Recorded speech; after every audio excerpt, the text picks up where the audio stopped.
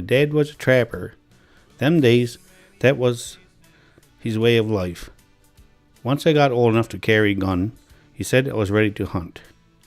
My dad took me out to Pompazone duck hunting. I got up to shoot, a little nervous, and when the ducks started flying away, I started shooting. The ducks dropped. I looked back at my dad and I was grinning ear to ear. These days, I notice our brooks and ponds are drying up. Hunting has changed, not so plentiful. Eating healthy is hard to do these days. The stuff from the store is so expensive, and so much salt in there and preservatives. It's not good for us. It's time for us to be eating our own traditional foods so we can take care of our bodies.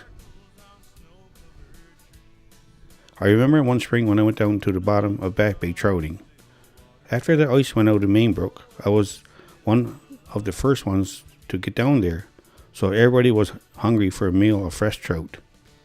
When I arrived at Rigolet, taking my trout out of my boat, there was a group of women out by the door of the crash shop, and when they seen me unloading my catch, they all bowed out to me and started coming down to see me. They asked me if I had a meal trout for them. I gave fish to whoever wanted a meal. I kept 3 trout, enough for a meal for my family. I was brought up to share. That's part of our traditional ways. That's changing too, because hunting is so expensive. Gas prices and shells. Not everybody wants to give their hunt away. We need to keep teaching that tradition to the younger ones, so we can carry on our way of life as long as we can. Grand Lake in springtime, we'll head out for old Canamoo. We'll stop in at Northwest Islands, go on to Mulligan too.